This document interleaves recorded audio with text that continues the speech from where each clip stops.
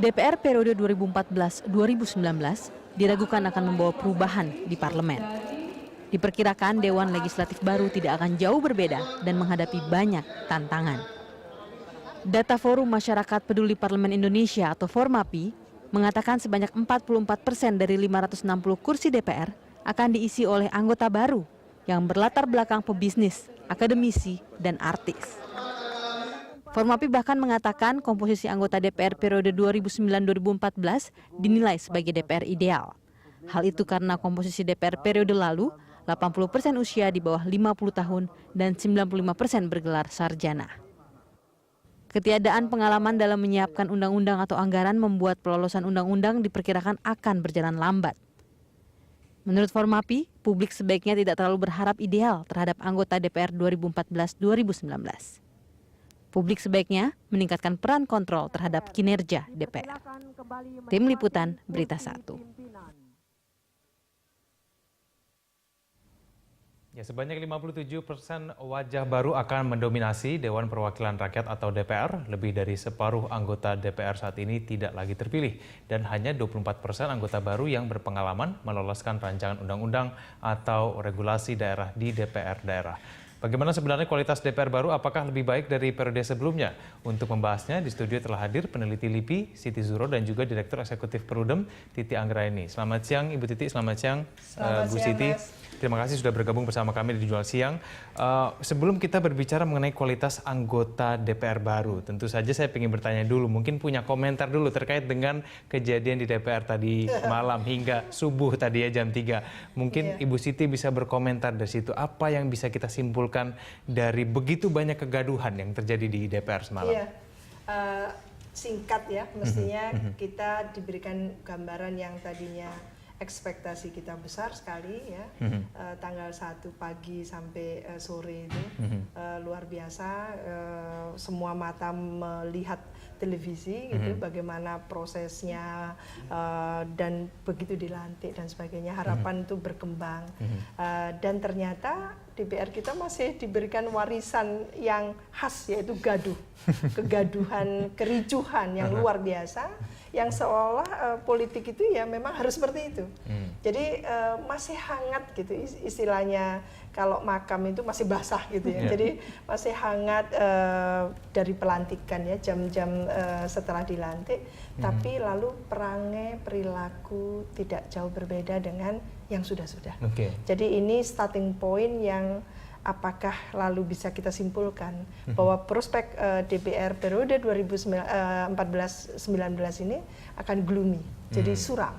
Atau apakah justru karena starting point-nya buruk seperti ini, nanti akan ada perbaikan-perbaikan. Jadi itu masih standarnya. Baik, kalau Bu Titi setuju, apakah memang dari semalam sampai dini hari kita sudah bisa menyimpulkan bahwa wajah DPR selama 5 tahun ke depan akan sama saja dengan sebelumnya? Iya, satu hal yang paling mahal dari DPR kita dalam sejarah keberadaan lembaga ini adalah kepercayaan publik, ya, trust publik terhadap lembaga ini. Kita punya harapan bahwa DPR periode 2014-2019 bisa mengembalikan kepercayaan publik itu minimal pada hari pertama mereka dilantik dengan optimisme dari masyarakat. Ternyata bukan optimisme yang mereka beri ya, tapi kemudian sebuah tontonan yang sangat luar biasa begitu, mengejutkan, membuat marah, dan kemudian membuat kita bertanya, apakah mereka tidak pernah belajar dengan seniornya terlebih dahulu-dahulu. Nah, kita melihat bahwa satu irisan yang betul-betul menjadi gambaran dari tragedi ataupun tontonan semalam, yaitu soal kepentingan. Jadi bukan lagi kita bicara soal mereka sebagai wakil rakyat, tapi ketika suara itu diberikan di bilik suara, dia berhenti di sana. Dia tidak terbawa ternyata ke gedung parlemen ya. Jadi tali mandat itu betul terputus begitu. Kita kan mengharapkan bahwa mereka menjadi model bagi publik soal demokrasi, soal kesantunan, dan soal mereka sebagai wakil kita.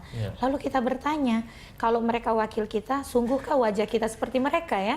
Apakah masyarakat kita seperti mereka? Kok nampaknya tidak begitu? Jadi wakilnya siapa begitu? Jadi tali mandat yang terputus itu dipertontonkan semalam begitu, dan akhirnya irisan kelihatan yang sangat nyata yang diperlihatkan adalah kepentingan dan Baik. kekuasaan. Bu Titi, tapi kalau kita cermati dari jumlah anggota kan kurang lebih yang baru ini ada 57% ya kalau kita berdasarkan data yang kita terima. Apakah kalau dari 314 orang ya, apakah kemudian kita bisa menyimpulkan dari kejadian semalam sebetulnya ternyata anggota baru ini tidak sama saja tidak membawa peran baru, iya, terkontaminasi seperti itu. Iya, kalau saya melihat memang secara ini ya, secara umum bahwa sebetulnya kita butuh ada reformasi parlemen ya, reformasi parlemen kita baik secara institusional maupun dari anggota-anggotanya. Jadi kalau reformasi institusional itu ditandai oleh sistemnya dibenahi, kesekjenanan juga dibenahi. Jadi supporting staff, supporting system itu betul-betul firm itu. Kalau sudah seperti itu, siapapun yang hadir hilir mudik ini juga adalah cerminan dari partai-partai politik yang menurunkan para kader-kader yang notabene dianggap bagus kan gitu, sehingga mampu memenangkan pemilu legislatif. Anggapan itu ternyata kok keliru ya, gitu ya. Oleh karena itu ini menjadi tanggung jawab partai politik. Tapi ini seperti menjadi tanggung jawab partai politik karena dia adalah istilahnya kepanjangan tangan dari partai sebetulnya. Baik, Bu Siti. Bu Siti saya kira memang tidak mengejutkan ya, kalaupun misalnya kita harus kita analisis secara mendalam. 57% itu baru di DPR RI-nya. Tapi kalau kita lihat, analisis lagi, 57% itu siapa? Asalnya ada yang DPRD provinsi, ada yang politisi di daerah. Dalam konteks politik, mereka juga bukan orang-orang baru. Tapi pertanyaannya, jangan-jangan memang karakter politik kita seperti itu yang biasa mereka jalani. Sehingga kultur dan iklim itulah yang mempertontonkan siapa mereka sebenarnya.